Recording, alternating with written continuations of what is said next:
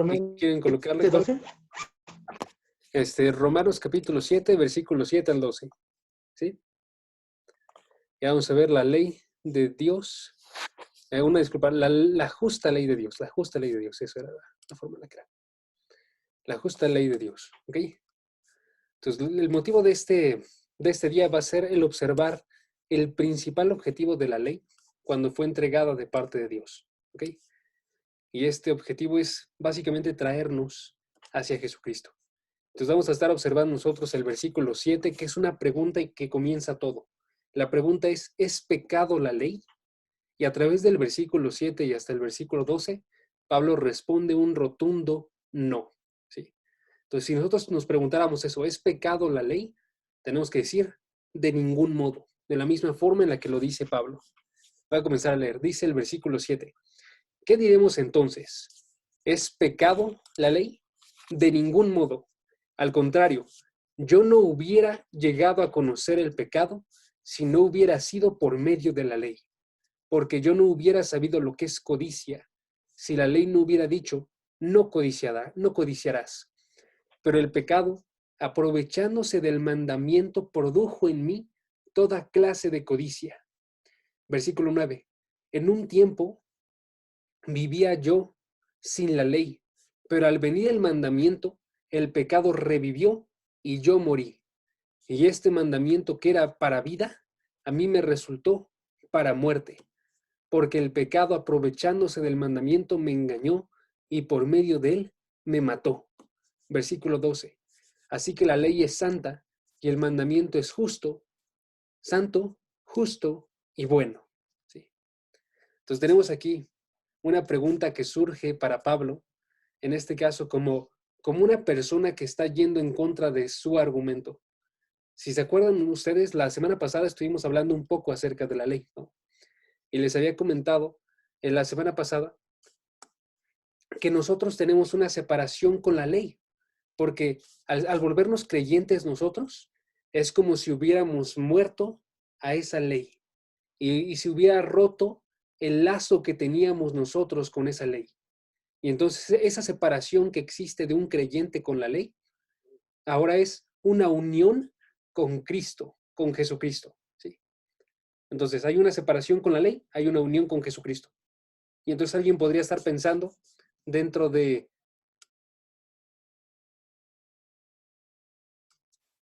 los que están escuchando a Pablo, alguien podría pensar, ok, si Pablo está pensando que tenemos que separarnos de la ley, entonces Pablo asume que la ley es mala. ¿Sí? Alguien también podría escuchar su argumento y ver el versículo, chequen dentro de sus Biblias en Romanos capítulo 7, versículo 5.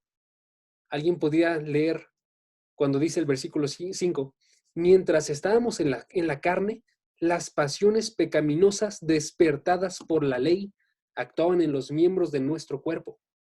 Y podría decir entonces esa persona, Pablo está diciendo entonces que la ley es mala porque esa ley hace que despierten pasiones pecaminosas dentro de mí.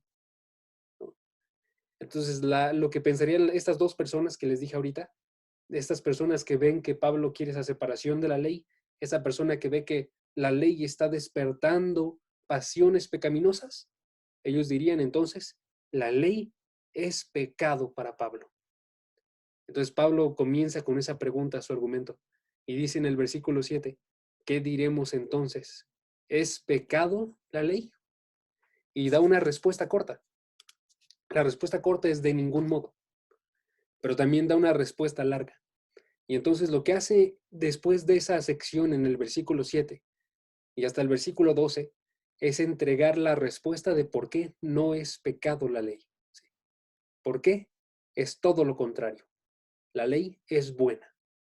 Y lo hace al observar tres, podríamos llamarle nosotros, personas que están haciendo uso de esta ley. Y eso es lo que vamos a observar el día de hoy. Vamos a observar a Dios haciendo uso de la ley. Vamos a observar al pecado haciendo uso de la ley. En este caso, el pecado es personificado, no es que sea en verdad una persona. Y vamos a observar a Pablo, o el creyente, haciendo uso de la ley. que es lo que se ve en estos versículos.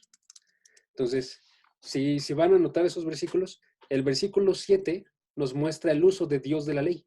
El versículo 8 nos muestra el uso del pecado de la ley. Y el versículo 9 al versículo 12 nos hablan, no, perdón, al versículo 11 nos hablan del uso de Pablo de la ley. ¿Sí? Y en el versículo 12 termina con su conclusión. ¿Cuál es su conclusión? Así que la ley es santa y el mandamiento santo, justo y bueno. Y lo notamos a través de observar estos tres usos.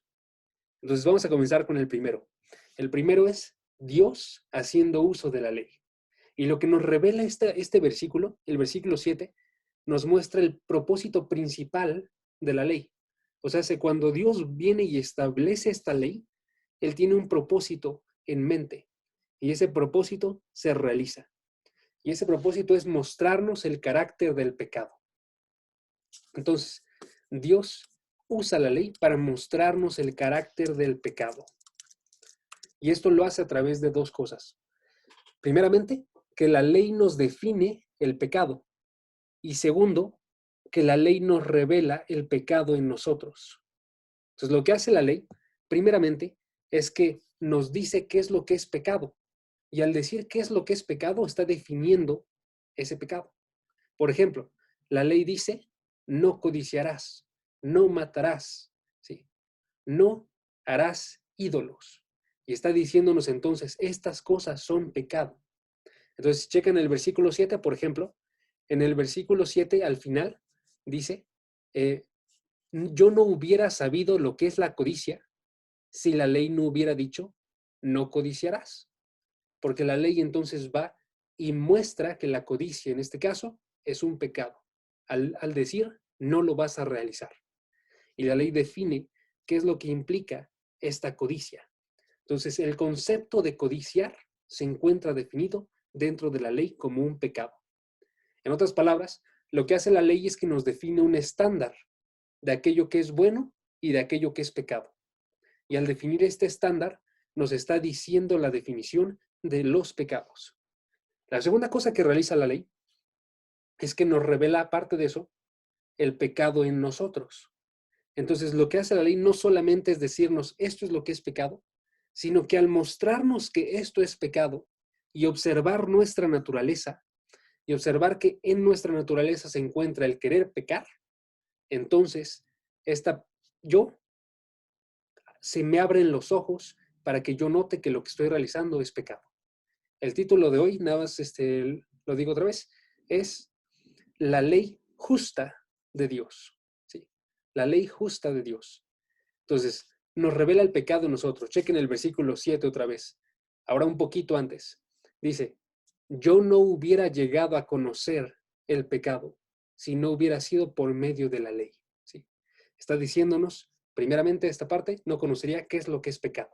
Y luego, versículo 8, el pecado, aprovechándose del mandamiento, produjo en mí toda clase de codicia, porque aparte de la ley, el pecado está muerto.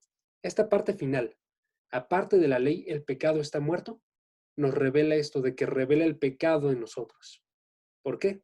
Porque aparte de esa ley, de la existencia de esa ley y del conocimiento de la ley, es como si el pecado no existiera en mí. Yo no noto que estoy pecando sin que esté este estándar en mí. ¿Sí? Entonces, lo que hace esta ley es que al mostrarnos esta definición del pecado y al mostrarnos que nosotros tenemos una tendencia a realizar el pecado, nos está mostrando que ese pecado reside en el interior de cada uno de nosotros. Reside en lo más profundo de mí y se encuentra unido a mi naturaleza. Y esto es algo que tenemos que conocer todos nosotros. Si la ley solamente fuera en contra de mis acciones externas, entonces puede ser entonces que mis errores son solamente externos, que lo que yo estoy realizando no proviene de mí, sino que se encuentra externo a mí. Surge por las situaciones, surge por las tentaciones, surge por la mala crianza, la mala educación, pero no surge por mi naturaleza. Pero lo que nos muestra la ley es que se encuentra en específico el pecado unido a mi naturaleza. Y otra forma en la que podemos definir nosotros esto es básicamente del corazón proviene todo lo malo. ¿Sí? Y esta era la forma en la que lo enseñaba Jesucristo. Si ustedes me acompañan, por ejemplo, en este caso el Evangelio de Mateo, capítulo 15, versículo 19, podemos observar esta verdad. Mateo capítulo 15, versículo 19.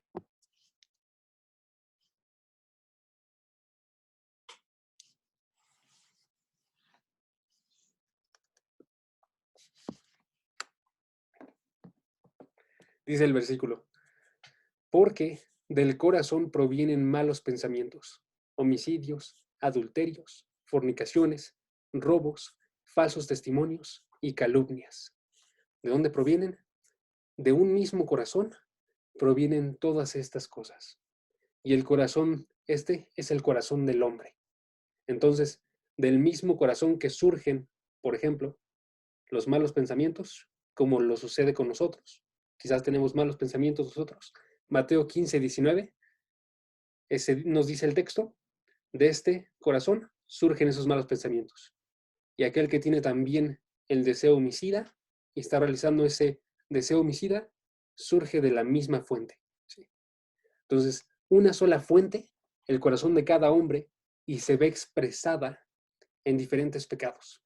Y quizás ninguno de nosotros aquí es homicida, o adultera, o fornica, o roba, pero si nos encontramos nosotros, ejemplo, con que yo tengo malos pensamientos, esto me dice que yo tengo el corazón de pecado igual que el de todos los hombres. ¿Sí?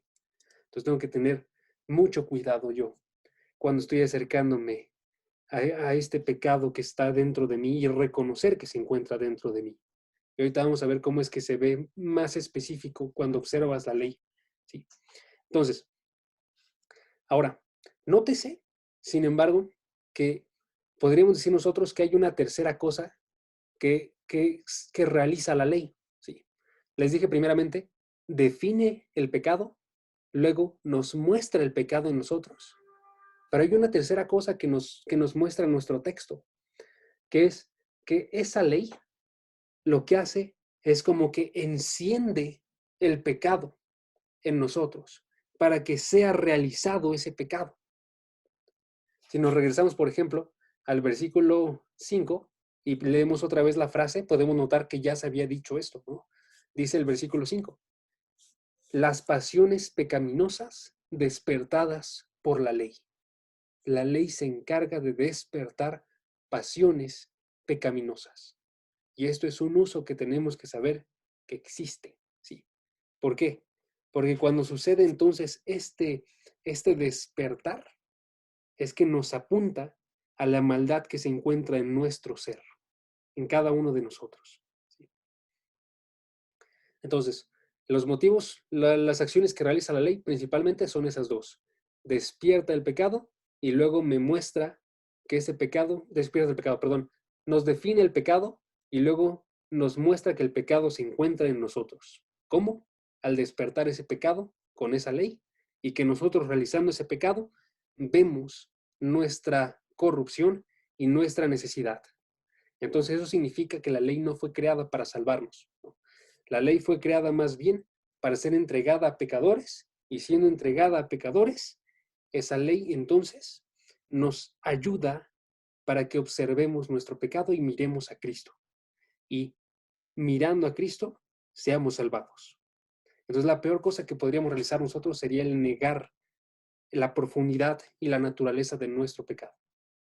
Ahora eso es importante porque para terminar este punto, tendríamos que ver entonces que si Dios entregó una razón para esta ley, nosotros no tenemos que ignorarla.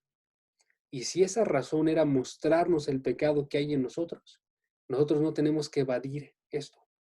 Hay muchos tipos de predicación que dicen, podemos acercar a las personas a Dios a través del amor de Dios. Ejemplo, pero ignoran que la forma en la que Dios acerca a gente a sí mismo es con este conocimiento del pecado que hay dentro de ellos. Y por ese mismo conocimiento aparte, llega el conocimiento del amor de Dios. Sin este conocimiento del pecado no existe un verdadero conocimiento del amor de Dios, ¿sí? Entonces no podemos evadir nosotros el uso que Dios le da a la ley, sino más bien tenemos que hacer uso de esta ley para poder, en este caso, ser un instrumento de Dios que permite que Él haga ese uso en el corazón de las personas, ¿sí? Para que vean la profundidad y la naturaleza de su pecado y puedan observar a Cristo. Porque esta ley fue dada a pecadores. Quiero decirles un versículo más que se encuentra en 1 Timoteo, donde podemos observar esta verdad. Fue entregada a pecadores y tiene que ser usada de forma correcta. 1 Timoteo, capítulo 1, en el versículo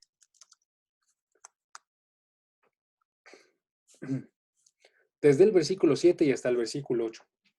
Lo que vemos en este pasaje, amigos, es un mal uso de la ley y es un buen uso de la ley.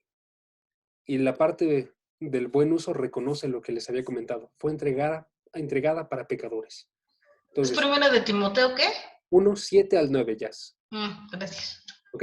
Entonces tenemos a gente que dice el versículo 7, comienzo a leer, dice, quieren ser maestros de la ley, aunque no saben lo que dicen, ni entienden las cosas acerca de las cuales hacen declaraciones categóricas. Esas declaraciones grandes, ¿no? Versículo 8, pero nosotros sabemos que la ley es buena si uno la usa legítimamente. Ok, noten aquí nada más, hay un buen uso de la ley y hay un mal uso de la ley. En el versículo 7, la forma en la que se va a explicar que están utilizando ellos mal la ley es básicamente que ellos la estaban utilizando como un medio para poder jactarse delante de otros, para poder presumir, ¿no? Una forma es, por ejemplo, cuando uno va y cumple la ley, él presume entonces que conoce y realiza la ley, ¿no? Y la gente que no está cumpliendo la ley, entonces queda como inferior y tirada al suelo, ¿ok? Ese es un mal uso de la ley, porque ese uso es yo a través de mis méritos soy alzado y la gente que no realiza méritos es lanzada al suelo. Esa es la forma en la que lo estaban ocupando. Pero dice que hay un buen uso de la ley. ¿Cuál es este buen uso? Es el buen uso que reconoce que fue dada esta ley a pecadores. Versículo 9. Reconozcamos esto, que la ley no ha sido instituida para el justo, la persona que realizaría la ley, digamos, sino para los transgresores, los rebeldes, impíos, pecadores, irreverentes, profanos, los que matan padres y madres, para los asesinos, los inmorales, homosexuales, secuestradores, la lista continúa. Y versículo 11 dice, versículo 10, perdón, al final, todo lo que es contrario a la sana doctrina, según el glorioso evangelio, ahora sí el 11, del Dios bendito que a mí me ha sido encomendado. O sea, la ley fue entregada para todas las personas que se encuentran separadas de Dios. ¿Por qué? Por lo que nos muestra los versículos que tenemos de frente. Porque al ser entregada esta ley a esas personas que se encuentran lejos de Dios, las acerca a Dios. Por eso es muy importante que cuando predicamos a gente que no es creyente, que continúa andando en sus pecados, no quitemos nosotros el uso de la ley. Y cuando nosotros nos encontramos en pecado o nos encontramos tentados por el pecado, que tampoco evadamos este uso de la ley con nosotros, sino que la aceptemos y veamos que esto nos tiene que llevar a ver nuestra necesidad de Jesucristo. Entonces, ese es Dios usando la ley. Siguiente cosa, siguiente personaje. Y en este caso digo personaje porque no es una persona, el pecado. El pecado personificado usando la ley. Versículo 8. Romanos 7, versículo 8. Pero el pecado, aprovechándose del mandamiento, produjo en mí toda clase de codicia. Nótese, está personificando el pecado y está diciendo, cuando este pecado viene y observa el mandamiento que le fue entregado, lo que realiza este pecado no es que va y evita este mandamiento, sino que lo aprovecha.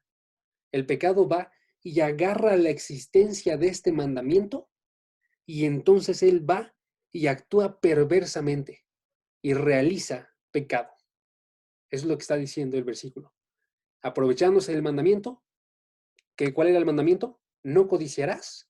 ¿El que realiza? Realiza toda clase de codicia.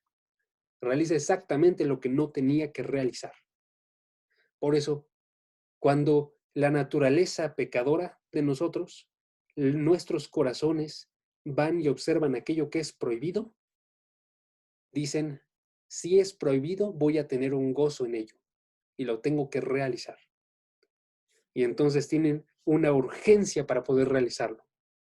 Cuando nosotros escuchamos entonces algo que es contrario a la voluntad de Dios, queremos realizarlo. Esto podemos ejemplificarlo de muchas formas, pero voy a ejemplificárselo solamente de dos. Primeramente, piensen acerca de un niño y la forma en la que este niño reacciona cuando se le dice, tienes que compartir tus juguetes. Cuando se le dice, no puedes comer otro dulce más. Cuando se le dice, ya se acabó tu tiempo de observar la tele. Cuando se le dice, tienes que hacer tu tarea. El niño va y reacciona realizando exactamente lo contrario, ¿no? Y va y quiere comer, a veces lo hace a escondidas, otra golosina, va y observa la tele, va y se aburre de realizar la tarea y empieza a hacer pucheros, ¿no? Eso es lo que realiza el niño, sin tener ningún pensamiento lógico al respecto, solamente va y reacciona. Y ahora uno podría pensar, ok, pero nada más es el niño. No, también nosotros. Nosotros realizamos eso en toda nuestra vida. Y el siguiente ejemplo, en este caso, es de Agustín, el escritor, San Agustín, el escritor de las Confesiones. Y él dijo, dentro de sus confesiones, él dijo, él narró una historia de cómo es que se puso a robar unas peras, como cuando era niño, ¿sí? Entonces él dice, cerca de un viñedo había un árbol de peras que estaba lleno de frutas. Y aunque no era una fruta particularmente atractiva, ni en color ni en sabor, nosotros los jóvenes, en este caso hace referencia a un grupo con el cual se juntaba, concebimos la idea de mover el árbol hasta que las peras se cayeran y nosotros nos las lleváramos. Y entonces nos comprometimos a esto. Entonces ellos fueron, tiraron el árbol, bueno, no tiraron el árbol, tiraron las peras, perdón, y agarraron las peras y se las llevaron. Pero Agustín aclara, robamos las frutas que podríamos llevar, pero no para alimentarnos a nosotros. Ya habíamos probado antes de estas peras, pero habíamos tirado las que tiramos a los cerdos. Nuestro placer no se encontraba en probar de las peras, sino en hacer algo que no estaba permitido. Teníamos muchas peras en buen estado en nuestras casas, pero solo las tomamos para poder ser llamados ladrones. Y una vez que las tomamos, las tiramos. Y una vez que las probamos, nuestra propia iniquidad se sintió y eso fue lo que disfrutamos. Y esto, hermanos, sucede con cada uno de nosotros. Y tenemos que darnos cuenta de eso. Cuando disfrutamos nosotros el pecado, en muchas ocasiones notamos qué tan insatisfactorio es en sí mismo el actuar. Pero lo satisfactorio es que podemos nosotros probar esa iniquidad, como Agustín, ¿sí? Entonces, lo que dice Agustín básicamente es esto. Siempre cuando nosotros realizamos un pecado, hay un motivo superficial. ¿Cuál es ese motivo superficial? Ese motivo superficial, por ejemplo, es el querer tener más dinero, la avaricia, el querer nosotros explotar, la ira, el querer nosotros, ¿cómo se dice? Deme 2 segundos. Bueno, el querer nosotros observar a gente lujuriosamente, la lujuria, ¿sí?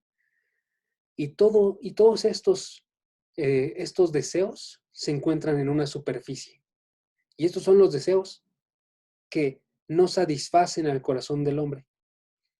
Pero se encuentra un deseo que no es superficial, sino interno en el corazón del hombre, un deseo que es el motivo de todo pecado. Y ese deseo subterráneo, ese es un deseo de ir en contra de Dios. Entonces, eso es lo que sucede con cada uno de nosotros, que nos muestra este versículo. Cuando dice en el versículo 8, entonces, el pecado se aprovecha del mandamiento, el pecado se aprovecha de que sabe que algo está en contra de la voluntad de Dios, para ir contra de la voluntad de Dios. Y eso es lo que define entonces al pecado. El pecado básicamente dice, ¿cómo puedo ir e ignorar la voluntad de Dios? ¿Cómo puedo ir e imitar el lugar de Dios? Y hace una sombra de quién es Dios para cada uno de nosotros. Les doy un ejemplo.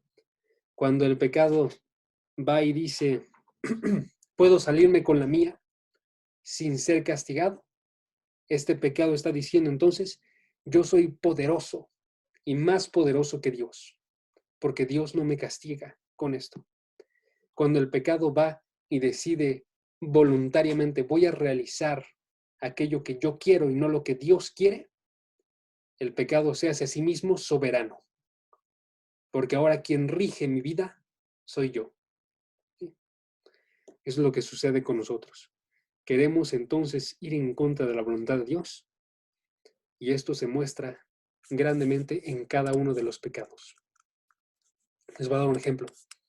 En Génesis, capítulo 3, versículo 4, podemos observar nosotros la primera tentación. En este caso, 4 y 5, la primera tentación escrita.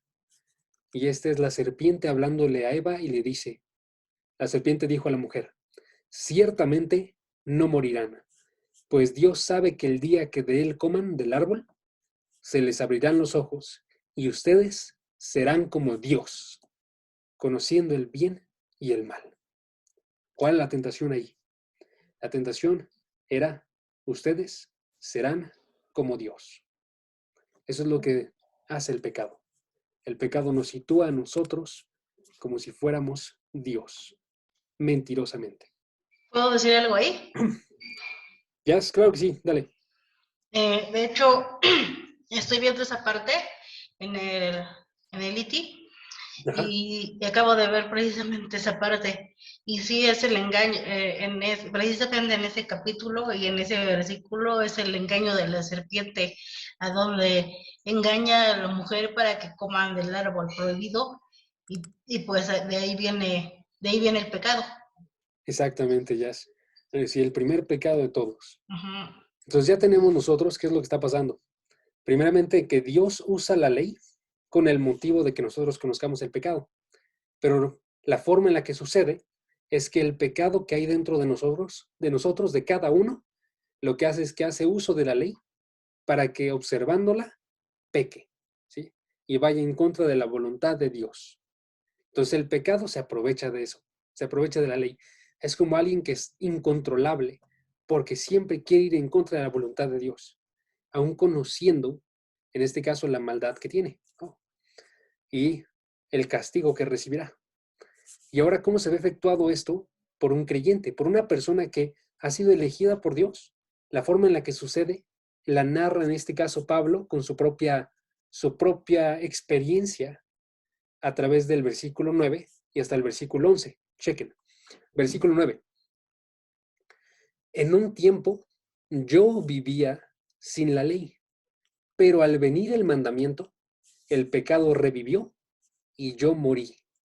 Y este mandamiento que era para vida, a mí me resultó para muerte, porque el pecado, aprovechándose del mandamiento, me engañó y por medio de él me mató.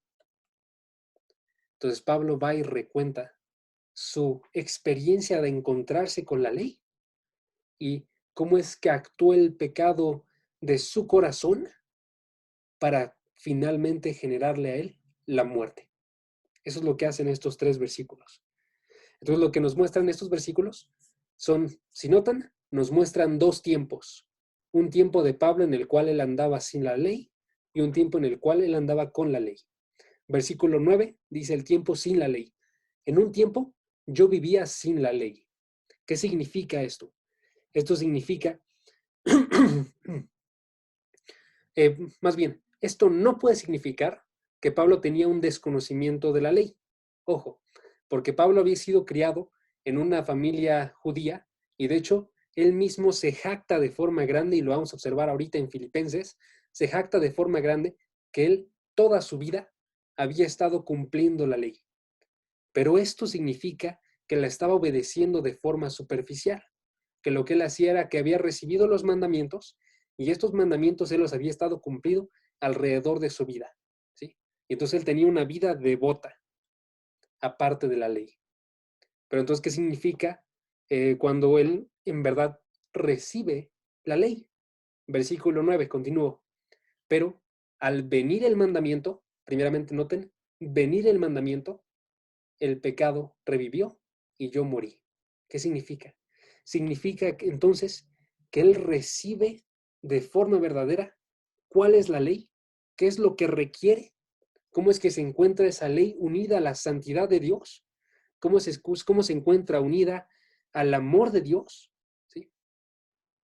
Y al recibir de forma verdadera esta ley, es que esa ley actúa en su ser, para, en este caso, para matarlo.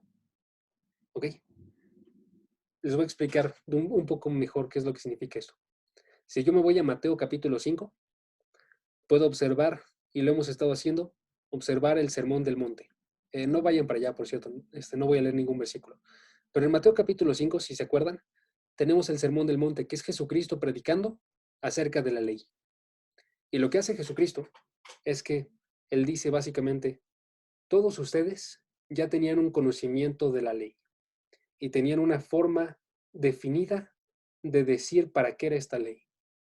Pero yo les vengo a decir a ustedes que la malentendieron de forma completa, que no se dieron cuenta que esta ley iba en contra del pecado que hay dentro de su ser. Y ustedes la estaban utilizando de una forma superficial. Ustedes podían decirse, de acuerdo a su definición, que cumplían la ley, pero de acuerdo a la definición de Dios, ustedes nunca cumplieron la ley. Y esto es lo que le pasó a Pablo. Pablo tenía este conocimiento de la ley que era superficial y que estaba cumpliendo. Y por eso él pensaba, yo vivo. Dice el versículo 9, yo vivía. Cuando no tenía la ley, yo vivía. Estaba vivo de acuerdo a mi definición. Pero cuando llega la verdadera interpretación de la ley, la interpretación que observa que es un mandato de Dios, que busca que nuestros corazones se alineen con Él, yo me di cuenta de mi pecado y entonces dejé de vivir. Me di cuenta que me encontraba en muerte. ¿Sí? Entonces, su percepción propia, vida, se convierte en una percepción de muerte. Su percepción de que él estaba satisfaciendo a Dios se convierte en una realidad de estoy como rebelde y enemigo de Dios. Y estaba entonces debajo de condenación. Y esto es lo que le sucede en este caso a Pablo. ¿Qué es lo que cambió entonces? Lo que cambió era la conciencia de Pablo acerca del mandamiento, ¿no? Y entonces él continúa con sus conclusiones. Versículo 10. Versículo 10. Este mandamiento que era para vida, a mí me resultó para muerte. Porque el pecado, aprovechándose del mandamiento, me engañó y por medio de él me mató. Entonces, hermanos, lo que observamos con esto es básicamente la experiencia normal de cualquier creyente. Una persona que antes de conocer a Dios se observa en un buen estatus de acuerdo a su definición. Y después de conocer a Dios a través de esta ley, observa entonces su pecaminosidad y se ve como inútil delante de Dios. Ojo, noten qué términos, qué categorías estoy hablando. voy a regresar en este caso a la mala enseñanza que se puede dar en estos días.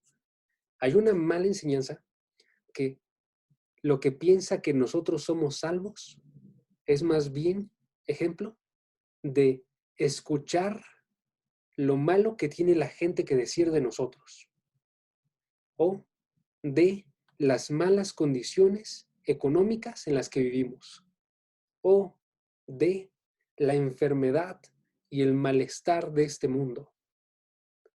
¿Qué es lo que hace todo esto? Que está hablándonos de algo externo, pero ellos, yo estoy bien en mí mismo. Lo que está mal es la forma en la que me impacta todo lo externo. Y en las categorías que yo les estoy hablando, es el observar que nosotros nos encontramos mal en nuestro interior, delante de Dios. Eso es lo que tiene que suceder, en este caso, con la ley. Y es lo que sucedió con Pablo. Ahora sí, Filipenses, capítulo 3, versículo 4 al versículo 6.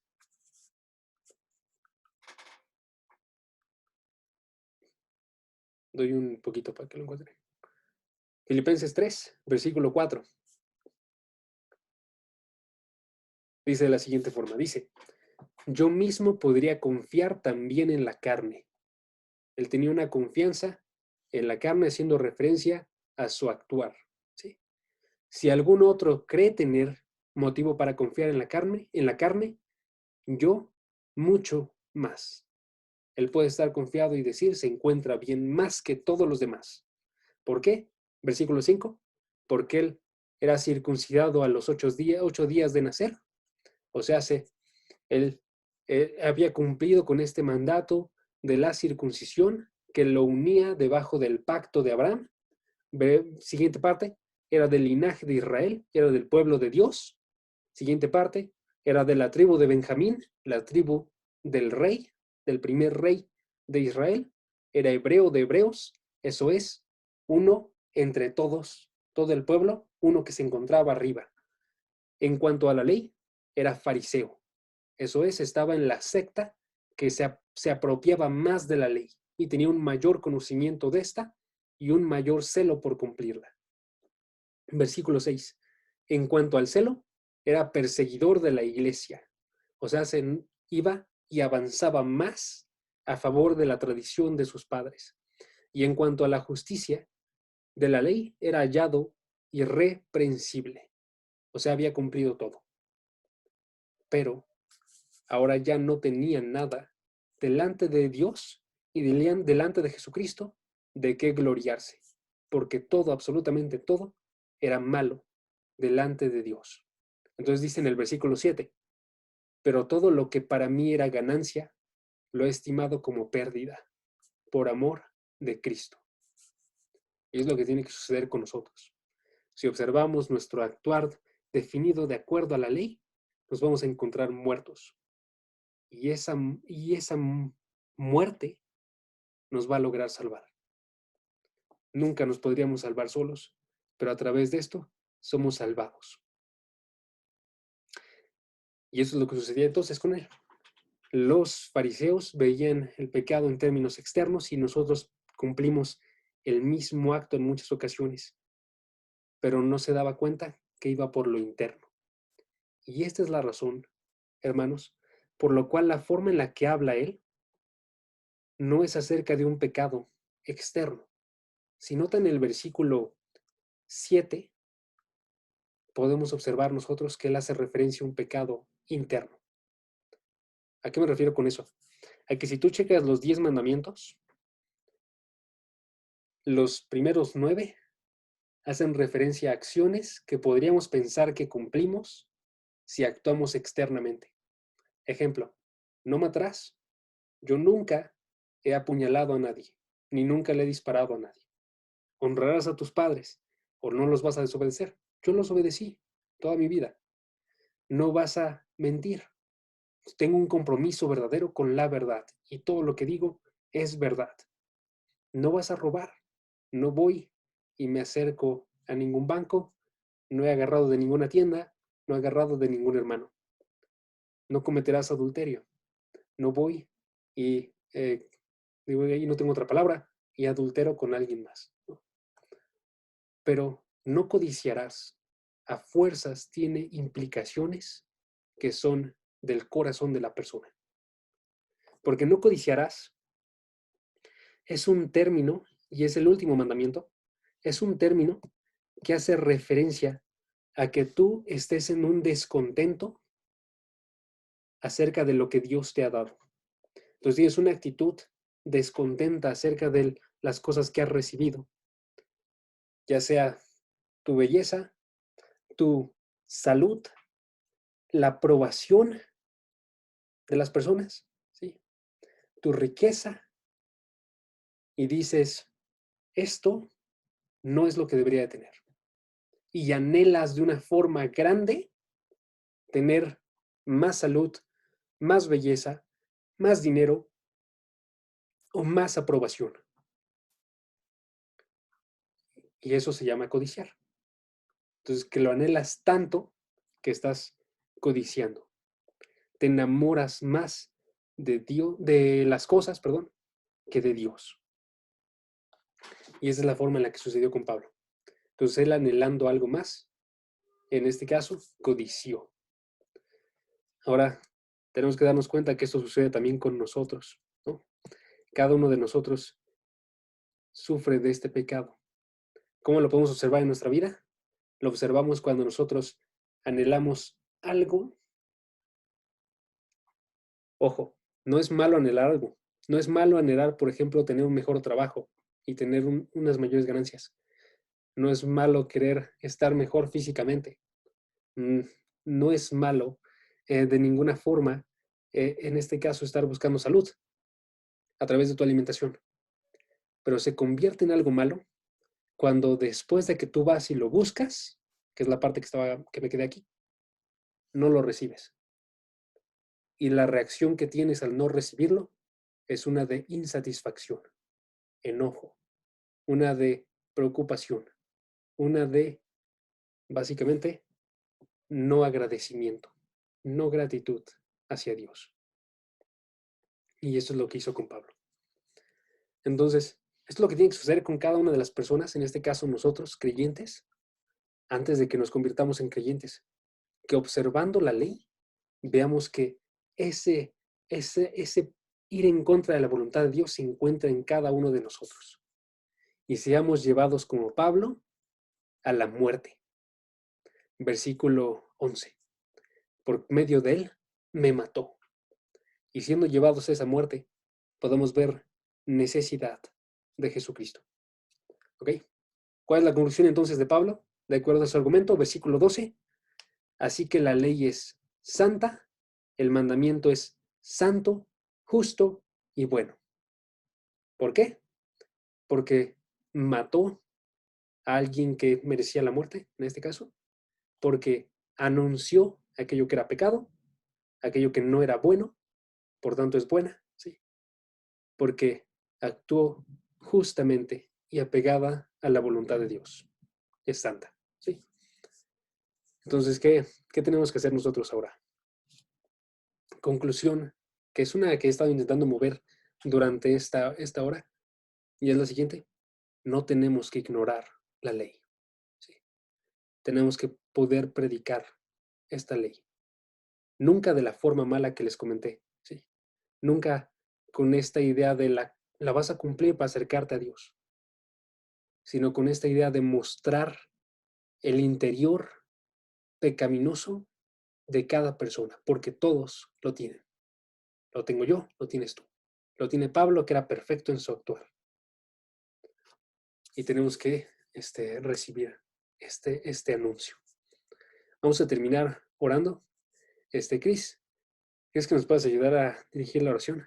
Por favor. ¿Sabes qué? Debí de haber elegido a alguien más. ¿Me permites elegir a alguien más? Es que ayer te dejé orando a ti. Lu, ¿tienes micro? Sí, Pi. Vas, ¿nos ayudas a terminar orando, por favor? Sí, Pi. Vas. Señor, te damos gracias, Padre, por este día, por este momento, por esta oportunidad de reunirnos aquí a aprender más sobre ti, Señor. Te pedimos que sigas llenando nuestra mentecita y nuestro corazón de conocimientos tuyos, Señor. Te pedimos que bendigas también la vida de Jaso, que es nuestro maestro y nos ha enseñado tanto, Padre. Gracias por su vida y síguelo, pues, llenando de conocimientos, Padre. Y te pedimos que todo lo aprendido hoy sea de bendición y no se nos olvide el día de mañana, sino que quede permanente, Padre. Te pedimos todo esto en el nombre de Jesús. Amén. Amén. Muchas gracias.